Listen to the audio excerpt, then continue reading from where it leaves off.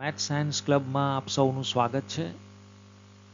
બોર્ડની પરીક્ષાની તૈયારી માટે ધોરણ 10 વિષય વિજ્ઞાનનો આ ચોથો ભાગ કે જેમાં જુલાઈ 2022ના વિજ્ઞાનના પેપરમાં વિભાગ એમાં પૂછાયેલા તમામ ઓબ્જેક્ટિવ પ્રશ્નોનું વિગતે સોલ્યુશન, સમગ્ર ચર્ચા અને સમજ સાથે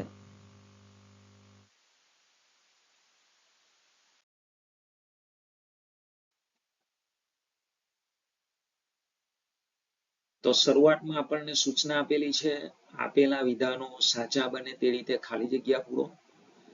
તો વિદ્યાર્થી મિત્રો, અહીંયા આપણને કૌંસમાં કોઈ વિકલ્પ આપ્યા નથી અને વિકલ્પ વિનાની ખાલી જગ્યા છે એટલે થોડોક અઘરો પ્રશ્ન કહી શકાય. તો પહેલી ખાલી જગ્યા છે, ક્ષારણની પ્રક્રિયાને લીધે ચાંદી પર ખાલી જગ્યા રંગનું સ્તર જોવા મળે છે. ક્ષારણ એટલે ધાતુનું કટાવું. તો વિદ્યાર્થી મિત્રો, આપણે ચાંદીના જે ઘરેણા આવે છે એનાથી પરિચિત છીએ કે અમુક સમય પછી ચાંદીના ઘરેણા આપોઆપ કાળા પડી જતા હોય છે. તો વિદ્યાર્થી મિત્રો, ચાંદીના ઘરેણાની ઉપર આ જે કાળા રંગનું પડ જામે છે એને જ ક્ષારણ કહેવાય. તો પહેલા પ્રશ્નનો જવાબ છે કાળા રંગનું સ્તર જોવા મળે છે. પ્રશ્ન નંબર 2 ચોથા ચેપ્ટરમાંથી પૂછ્યો છે.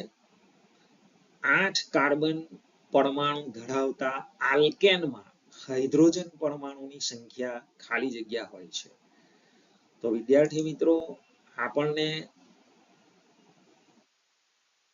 આલ્કેન શ્રેણીના હાઇડ્રોકાર્બન વિશે પૂછેલું છે કે જેમાં કાર્બન પરમાણુની સંખ્યા 8 છે. તો વિદ્યાર્થી મિત્રો, આલ્કેન શ્રેણીનું સામાન્ય સૂત્ર આપણે જાણીએ છીએ કે કોઈ પણ આલ્કેન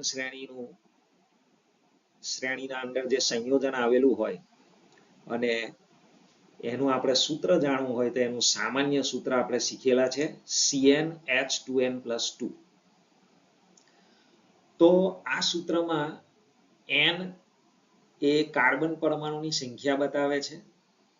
તો જ્યાં n છે ત્યાં દરેક જગ્યાએ આપણે 8 મૂકીને સાદુરૂપ આપીએ તો તે હાઇડ્રોકાર્બન સંયોજનમાં અથવા તે આલ્કેન શ્રેણીના સંયોજનમાં કેટલા હાઇડ્રોજન પરમાણુઓ છે તે આપણે જાણી શકીએ છીએ. તો તમારી સમક્ષ એક સિમ્પલ ગણતરી અત્રે રજૂ થાય છે. તો વિદ્યાર્થી મિત્રો, અહીં તમે જોઈ શકો છો આ આલ્કેન શ્રેણીનું સામાન્ય સૂત્ર છે CnH2n+2. હવે અહીંયા આપણને 8 કાર્બન આપેલા છે એટલે અહીંયા n બરાબર આપણે 8 મૂકીશું. તો C8H 2 × 8 + 2. હવે આપણે એનું સાદુરૂપ આપીશું તો C8 તો તે જ રહેવાના છે 8 કાર્બન પરમાણુ, પણ અહીંયા આપણે હાઇડ્રોજનમાં સાદુરૂપ આપીશું 2 × 8 એટલે 16 + 2 અને 16 + 2 એટલે 18. એટલે આપણું આલ્કેન શ્રેણીનું જે સંયોજન છે એ C8H18. તો વિદ્યાર્થી મિત્રો, અહીં H18 છે એટલે કે હાઇડ્રોજન પરમાણુની સંખ્યા 18 છે. અને જો આ તત્વનું નામ જાણવું હોય તો એ પણ આપણે જાણી શકીએ છીએ કે કાર્બન 8 છે એટલે એને ઓક્ટેન કહેવાય, ઓક્ટા. અને આલ્કેન છે એટલે છેલ્લે n પ્રત્યય આવે એટલે ઓક્ટ + n, ઓક્ટેન. 1 હોય તો મીથ, 2 હોય તો ઈથ. આ પ્રમાણે આપણે જાણીએ છીએ તે પ્રમાણે આ ઓક્ટેન કહેવાય. આ ફક્ત તમારી જાણ માટે છે, આપણે અહીંયા એવું કંઈ એનું નામ પૂછ્યું નથી, ફક્ત હાઇડ્રોજન પરમાણુઓની સંખ્યા કેટલી તો એનો જવાબ આવે 18. પ્રશ્ન નંબર 3, બાલ્યાવસ્થામાં એટલે કે બાળપણમાં ખાલી જગ્યા અંતઃસ્ત્રાવની ઉણપ સર્જાય તો વામનતાનું કારણ બને છે.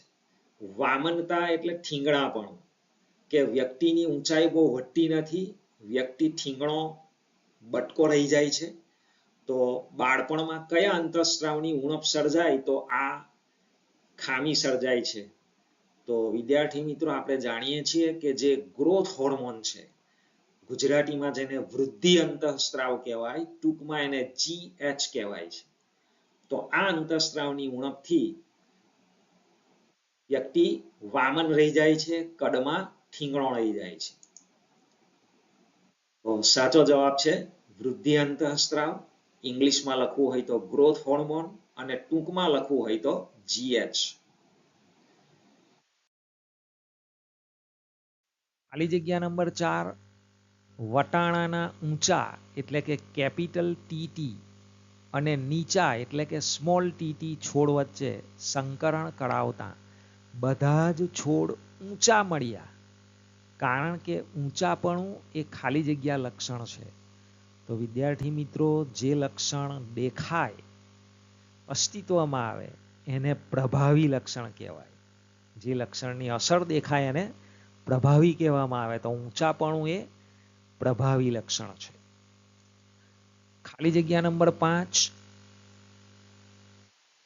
1 kWh એટલે કે 1 કિલોવોટ આવર બરાબર ખાલી જગ્યા જૂલ. વિદ્યાર્થી મિત્રો, આ કિલોવોટ આવર એનું બીજું નામ પણ છે યુનિટ. આપણા ઘરમાં જે આપણે વીજળી વાપરીએ છીએ, ઇલેક્ટ્રિસિટી, અને દર 2 મહિને એનું જે બિલ આવે છે, એ બિલમાં જે યુનિટ લખેલા હોય છે એ બીજું કંઈ નથી પણ આ કિલોવોટ આવર KWH જ છે. એટલે તમને 1 યુનિટ બરાબર ખાલી જગ્યા જૂલ એવો પણ તમને પ્રશ્ન પૂછી શકે. તો એનો જવાબ છે 1 કિલોવોટ આવર અથવા 1 યુનિટ બરાબર 3.6 ગુણ્યા 10⁶ જૂલ.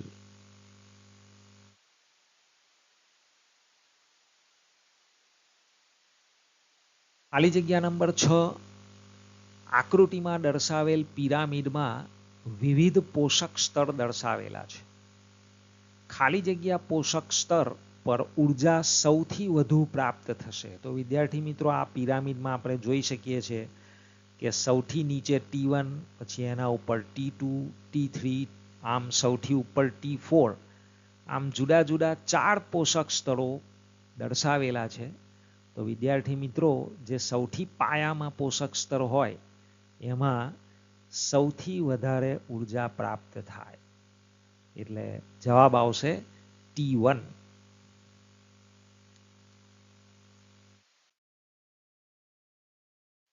હવે સૂચના બદલાઈ છે. નીચેના વિધાનો ખરા છે કે ખોટા તે જણાવો. તો પ્રશ્ન નંબર 7, કવચના ડંખમાં થતી બળતરા માટે જવાબદાર એસિડ મિથેનોઇક એસિડ છે. તો આપેલું વિધાન સાચું છે. પ્રશ્ન નંબર 8, લાળ રસનો સ્ત્રાવ, રુધિરનું દબાણ, ઉલટી થવી એ ઐચ્છિક ક્રિયાઓ છે. તો વિદ્યાર્થી મિત્રો, આ ખોટું વિધાન છે, કારણ કે આપણને લાળ રસનો સ્ત્રાવ આપણી ઈચ્છાથી નથી થતો. રુધિરનું ઊંચું દબાણ અથવા તો નીચું દબાણ એ આપણી ઈચ્છાથી વધઘટ થઈ શકતું નથી. ઉલટી આપણને આપણી ઈચ્છાથી થતી નથી. એટલે આ બધી ક્રિયાઓ અનૈચ્છિક ક્રિયાઓ કહેવાય, આપણી ઈચ્છા અનુસારની ન કહેવાય. તો અહીંયા એવું કહે છે કે આ ઐચ્છિક ક્રિયાઓ છે, એટલે કે આપણી ઈચ્છા અનુસારની છે, વિચ ઇઝ રોંગ. એટલે આપેલું વિધાન ખોટું છે. પ્રશ્ન નંબર 9, જાસૂદનું પુષ્પ એ એકલિંગી પુષ્પ છે. વિદ્યાર્થી મિત્રો, પુષ્પો એકલિંગી પણ હોય અને દ્વિલિંગી પણ હોય. તો એકલિંગી પુષ્પ કોને કહેવામાં આવે? કે જેમાં ફક્ત નર પ્રજનન અંગ અથવા તો માદા પ્રજનન અંગ બેમાંથી એક જ હોય, તો એવા પુષ્પને એકલિંગી કહેવાય. એટલે કે ક્યાં તો પુંકેસર હોય અથવા તો સ્ત્રીકેસર હોય. તો જાસૂદના ફૂલમાં પુંકેસર પણ હોય છે અને સ્ત્રી કેસર પણ હોય છે.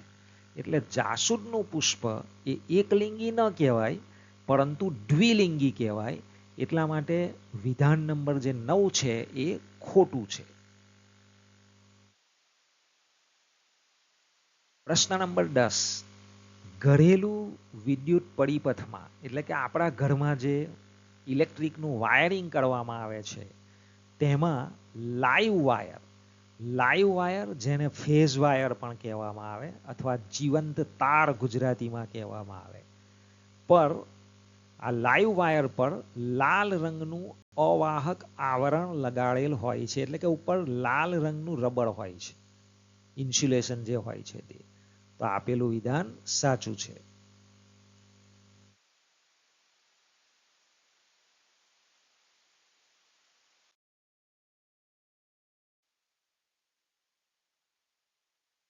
વિદ્યાર્થી મિત્રો, સૂચના છે આપેલા બહુવિકલ્પી જવાબવાળા પ્રશ્નો માટે સાચા વિકલ્પનો ક્રમ અને જવાબ લખો.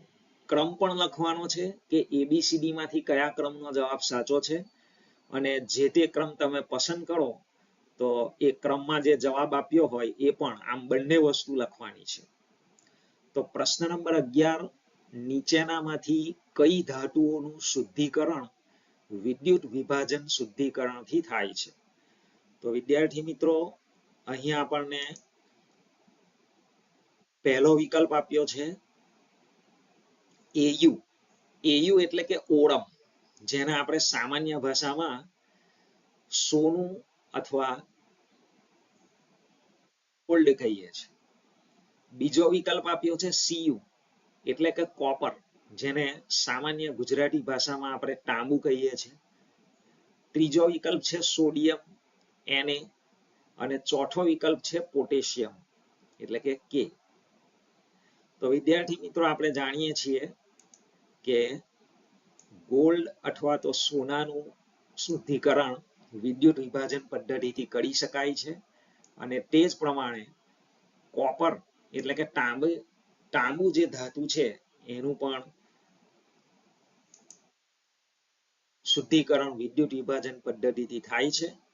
તો વિકલ્પ એ જોઈએ તો એમાં 1 અને 2 બંને આપેલા છે. તો આ બંને ધાતુઓનું શુદ્ધિકરણ વિદ્યુત વિભાજન પદ્ધતિથી કરી શકાય છે.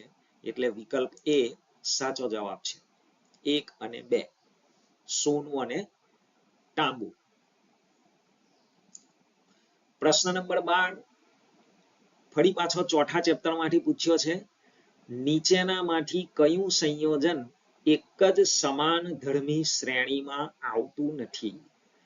તો વિદ્યાર્થી મિત્રો, અહીંયા આપણને સમાન ધર્મી શ્રેણી વિશે પ્રશ્ન પૂછેલો છે કે આપણને અહીં એબીસીડી 4 વિકલ્પોમાં 4 સંયોજનો આપેલા છે, અને એ 4 માંથી 3 સંયોજનો એવા છે કે જે એક જ સમાન ધર્મી શ્રેણીમાં આવે છે, અને એક સંયોજન એવું છે કે જે આ સમાન ધર્મી શ્રેણીમાં આવતું નથી. તો વિદ્યાર્થી મિત્રો, ચોથા ચેપ્ટરમાં આપણે સમાન ધર્મી શ્રેણી વિશે શીખી ગયા છે કે એક જ સમાન ધર્મી શ્રેણીમાં આવતા સંયોજનોમાં કાર્બન અને હાઇડ્રોજન વચ્ચેનો તફાવત એક સરખો હોય છે, CH2 CH2 CH2. તો આપણે જોઈ લેવાનું છે કે આ એબીસીડી માંથી કોની અંદર આ તફાવત સરખો જોવા મળતો નથી. તો જે સંયોજનનો તફાવત સરખો ન આવતો હોય CH2 જેટલો, તો એ સંયોજન એક જ સમાન ધર્મી શ્રેણીમાં આવેલું નથી એમ આપણે કહી શકીએ. Very simple one. જો મૌખિક ગણતરી થશે, ધ્યાન આપજો. અહીંયા વિકલ્પ એમાં CH4 છે. હવે એમાં એક કાર્બન ને 4 હાઇડ્રોજન છે, તો કાર્બનમાં આપણે એક ઉમેરીએ તો C2 થાય. તો જુઓ વિકલ્પ 2 માં C2. ત્યાર પછી અહીંયા H4 એટલે કે 4 હાઇડ્રોજન છે, એમાં આપણે 2 ઉમેરીએ તો 4 ને 2 6, તો H6. તો જોઈ લો અહીંયા વિકલ્પ બી માં C2H6. એટલે A અને B બંને એક જ સમાન ધર્મી શ્રેણીના સંયોજનો છે. ચાલો હવે ત્રીજા વિકલ્પ C પર આવીએ. તો આ વિકલ્પ બી છે C2H6, તો એમાં એક કાર્બનની અંદર એક કાર્બન ઉમેરીએ તો અત્યારે અહીંયા 2 કાર્બન છે, એમાં એક ઉમેરીશું તો C3, એટલે કે કાર્બન પરમાણુની સંખ્યા 3 થશે. તો જોઈ લો અહીંયા વિકલ્પ સી માં C3.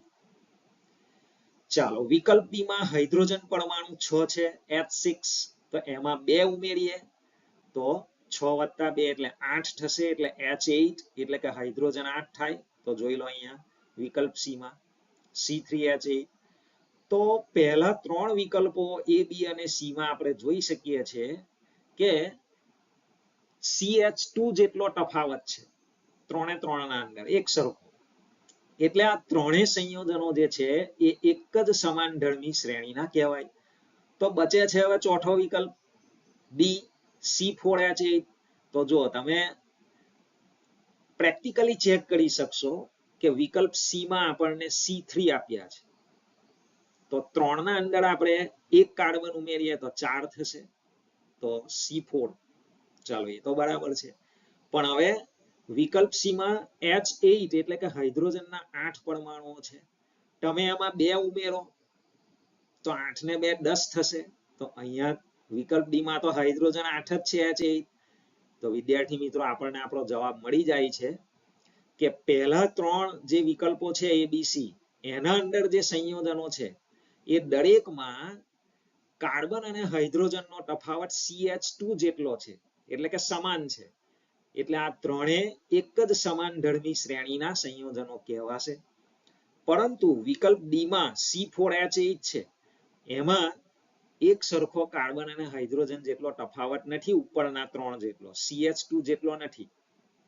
એટલા માટે વિકલ્પ ડી નું સંયોજન C4H8 એ એક જ સમાન ઢળની શ્રેણીમાં આવતું નથી. એટલે સાચો જવાબ છે વિકલ્પ ડી C4H8 સંયોજન એક જ સમાન ઢળની શ્રેણીમાં આવતું નથી.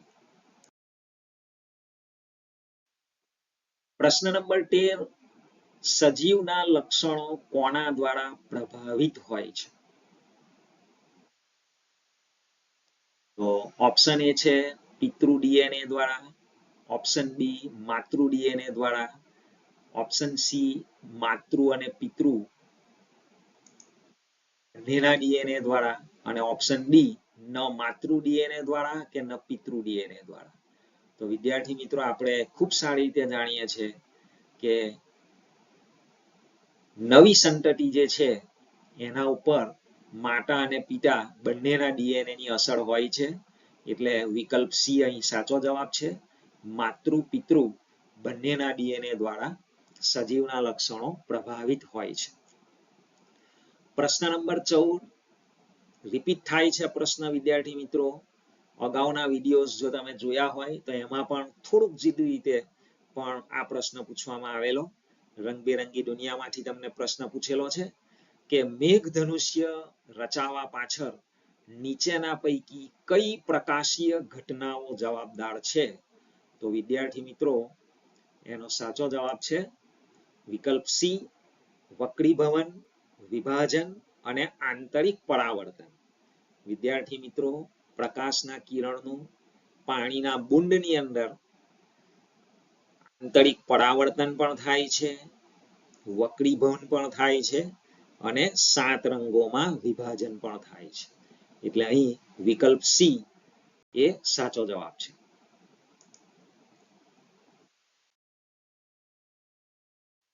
પ્રશ્ન નંબર 15 આપણને વિદ્યુત નામના ચેપ્ટરમાંથી પૂછ્યો છે કે જેમાં વિદ્યુત ઉપકરણોને યોગ્ય રીતે જોડેલ હોય તેવો વિદ્યુત પરિપથ ઓળખો. એટલે આપણને 4 જુદા જુદા વિદ્યુત પરિપથો એટલે કે સર્કિટ દોરીને આપેલી છે. 4માંથી સાચી સર્કિટ એટલે કે સાધનોનું યોગ્ય જોડાણ કયા ડાયાગ્રામમાં છે, કઈ આકૃતિમાં છે એ આપણે શોધીને બતાવવાનું છે. તો વિદ્યાર્થી મિત્રો આપણે જાણીએ છીએ પ્રાથમિક બાબત કે કોઈ પણ વીજ પરિપથ હોય એમાં અવરોધની સાથે એ મીટરનું શ્રેણી જોડાણ હોય અને વોલ્ટ મીટરનું સમાંતર જોડાણ હોય. તો વિદ્યાર્થી મિત્રો તમે અહીં આકૃતિ 1 માં જોઈ શકો છો કે આ અવરોધ R ની સાથે એ મીટર શ્રેણીમાં છે અને વોલ્ટ મીટર પણ શ્રેણીમાં આપ્યું છે. એટલે પહેલો પરિપથ એ ખોટો છે. વોલ્ટ મીટર અવરોધ સાથે હંમેશા સમાંતર જોડાણમાં જ આવે. વિદ્યાર્થી મિત્રો, હવે તમે આકૃતિ 3 જુઓ કે અવરોધની સાથે એ મીટરને સમાંતરે જોડેલું છે. વિદ્યાર્થી મિત્રો, વીજ પરિપથમાં એ મીટરનું જોડાણ અવરોધની સાથે હંમેશા શ્રેણીમાં જ આવે. તો વિદ્યાર્થી મિત્રો, આના ઉપરથી એવું સાબિત થાય છે કે ડાયાગ્રામ નંબર 3 એ પણ ખોટો છે. એમાં જોડાણ યોગ્ય કરેલું નથી. હવે આપણે આકૃતિ નંબર 2 જોઈશું. તો વિદ્યાર્થી મિત્રો, આકૃતિ 2 અને 4 બંનેમાં આપણે જોઈ શકીએ છીએ કે અવરોધ R ની સાથે વોલ્ટ મીટરનું સમાંતર જોડાણ છે. અહીંયા પણ તમે જુઓ 4 માં પણ, અને અવરોધ R ની સાથે એ મીટરનું શ્રેણીમાં જોડાણ છે. તો વિદ્યાર્થી મિત્રો, એનો અર્થ એવો છે કે આકૃતિ 2 અથવા 4 બેમાંથી કોઈ એક પરિપથ સાચો છે. તો વિદ્યાર્થી મિત્રો, વોલ્ટ મીટર ને એ મીટરના જોડાણ બંનેમાં સાચા છે. તો હવે આપણે બીજું વિચારવું પડશે. તો હવે બેટરીનો ઋણ ધ્રુવ કળની સાથે આવે અને બેટરીનો ધન ધ્રુવ અવરોધની સાથે આવે. તો એ પણ બંનેમાં સાચું છે. જુઓ તમે 2 અને 4 બંને આકૃતિઓમાં. તો હવે આપણે ત્રીજા નંબર પર આગળ વધવું પડશે કે આ જે કળ છે એ કળનો બીજો છેડો એ મીટરના ઋણ ધ્રુવની સાથે આવે. તો વિદ્યાર્થી મિત્રો, ચોથી આકૃતિમાં આ બદલાયું છે. જુઓ કે કળનો બીજો છેડો એ મીટરના ધન ધ્રુવ સાથે જોડેલો છે, which is wrong. એ સાચું જોડાણ ન કહેવાય. એટલે ચોથી આકૃતિમાં જે સાધનો છે એ યોગ્ય જોડાણમાં જોડેલા નથી. એટલે વિદ્યાર્થી મિત્રો, એનો અર્થ એવો છે કે આકૃતિ નંબર 2 એ સાચો વીજ પરિપથ છે. તો તમારા જવાબમાં જે વિકલ્પ બી છે 2 એ અહીં સાચો જવાબ છે.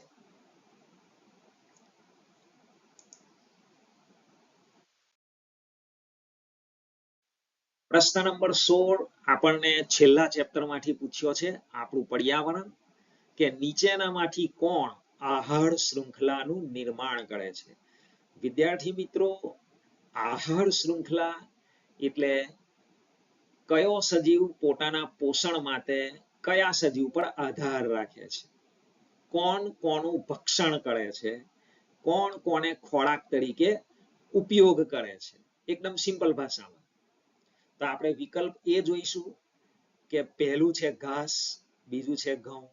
તો ઘઉં ઘાસને ખાવાના નથી, એટલે વિકલ્પ એ જવાબ તરીકે આવવાનો નથી. હવે આપણે વિકલ્પ બી જોઈશું. તો વિકલ્પ બી માં ઘાસ, બકરી અને માનવ. તો વિદ્યાર્થી મિત્રો, કોણ કોનું ભક્ષણ કરી શકે છે, કોણ કોને ખાઈ શકે છે. તો આપણે જોઈએ કે બકરી ઘાસને ખાય છે. તો સાચી વાત છે. અને માનવ પણ બકરીને ખાઈ શકે છે. ભક્ષણ માટે એના ઉપર આધાર રાખી શકે છે, પોતાના ખોરાક તરીકે એનો ઉપયોગ કરી શકે છે. એટલે વિદ્યાર્થી મિત્રો, વિકલ્પ બી અહીં સાચો જવાબ છે. જો બીજો કોઈ પણ આવતો હોય તો આપણે ચેક કરીએ. વિકલ્પ સી માં જુઓ, બકરી, ગાય અને હાથી. તો ગાય બકરીને ખાવાની નથી, હાથી ગાયને ખાવાનો નથી. એટલે વિકલ્પ સી અહીં આપણો જવાબ નથી. યોગ્ય આહાર શૃંખલાનું નિર્માણ ત્યાં થતું નથી. છેલ્લો વિકલ્પ તપાસીએ તો ઘાસ, માછલી અને બકરી. તો વિદ્યાર્થી મિત્રો, અહીં પણ આપણે જોઈ શકીએ છીએ કે માછલી ઘાસને ખાવાની નથી અને બકરી માછલીને ખાવાની નથી. તો વિદ્યાર્થી મિત્રો, વિકલ્પ ડી માં પણ જે આહાર શૃંખલા આપી છે એ યોગ્ય ના કહેવાય. તો યોગ્ય આહાર શૃંખલા અહીં 4 માંથી એક જ છે અને તે છે બી, ઘાસ, બકરી અને માનવ. તો સાચો જવાબ છે વિકલ્પ બી.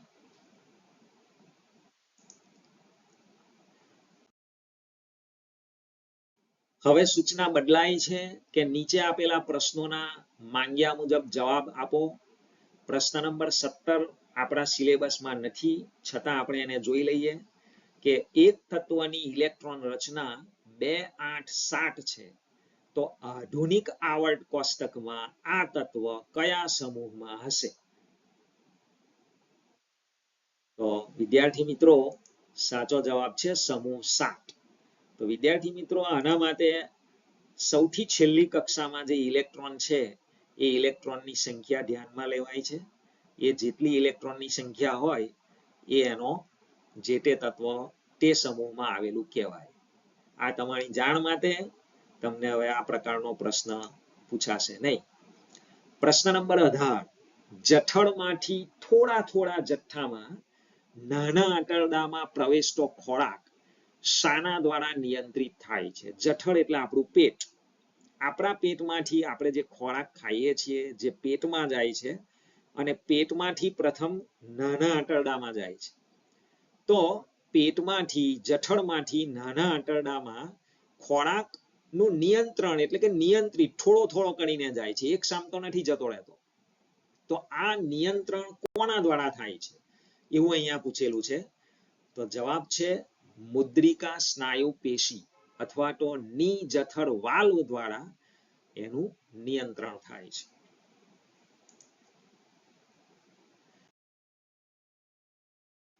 પ્રશ્ન નંબર 19. માતાના શરીરમાં ગર્ભસ્થ ભ્રૂણ એટલે કે જે બાળક વિકાસ પામે છે તે શાના દ્વારા પોષણ પ્રાપ્ત કરે છે? એટલે કે એ માના પેટમાં જે બાળક વિકાસ પામે છે એને ખોરાક ક્યાંથી મળે છે, પોષણ ક્યાંથી મળે છે? તો એનો જવાબ છે જળાયુ. પ્રશ્ન નંબર 20.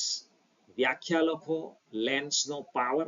તો વિદ્યાર્થી મિત્રો P બરાબર 1/f આ જ લેન્સના પાવરની વ્યાખ્યા છે.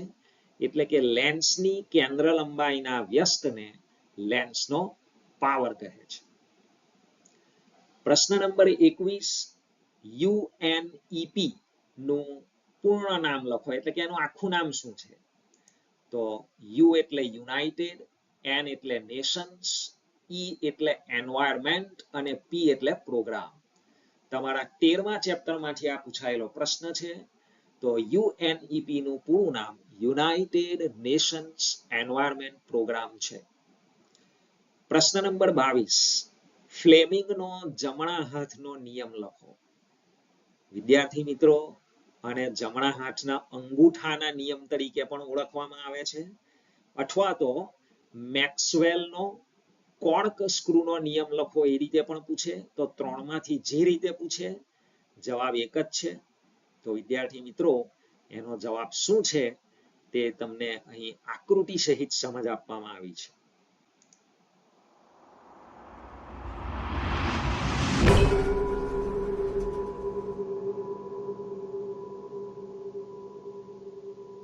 તો જમણા હાથના અંગૂઠાનો નિયમ, અથવા તો ફ્લેમિંગનો જમણા હાથનો નિયમ, અથવા તો મેક્સવેલનો કોર્ક સ્ક્રૂનો નિયમ. તો નિયમ તમારી સ્ક્રીન પર તમે જોઈ શકો છો કે કલ્પના કરો, એટલે આપણે ધારવાનું છે કે તમે તમારા જમણા હાથમાં વિદ્યુત પ્રવાહ ધારિત સુરેખ વાહકને એવી રીતે પકડો છો કે જેથી તમારો અંગૂઠો વિદ્યુત પ્રવાહની દિશાનું સૂચન કરે છે. તો તમારા જમણા હાથની આંગળીઓ વાહકની આસપાસ ચુંબકીય ક્ષેત્રની ક્ષેત્ર રેખાઓની દિશામાં વીંટળાય છે. તો વિદ્યાર્થી મિત્રો આ જમણા હાથનો નિયમ છે.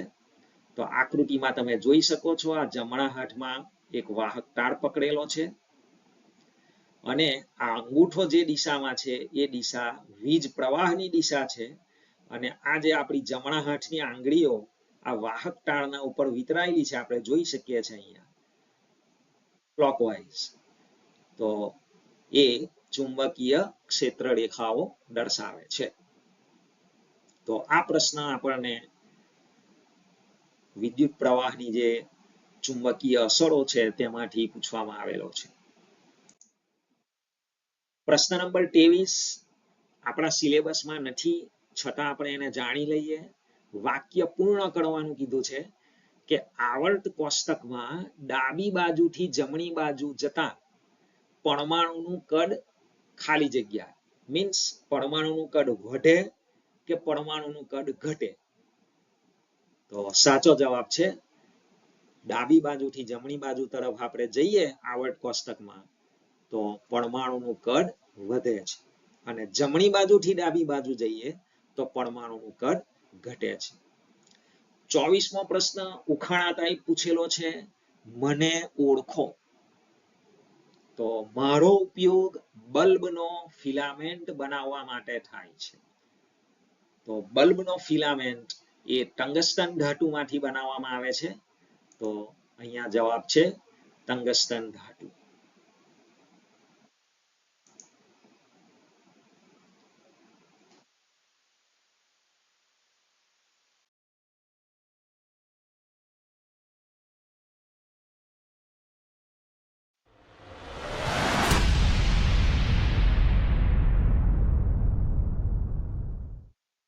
વિદ્યાર્થી મિત્રો, આ સાથે જ બોર્ડની વિજ્ઞાનની પરીક્ષાની તૈયારી માટેનો ભાગ 4 અહીં સમાપ્ત થાય છે. આઈ હોપ કે તમને ખૂબ જ ઉપયોગી આ ભાગો નીવડતા હશે. વિદ્યાર્થી મિત્રો, તમને ભાગો ઉપયોગી લાગતા હોય તો એને લાઈક કરજો અને તમારી કોમેન્ટને જરૂર શેર કરજો અને ખૂબ સારી તૈયારી કરજો.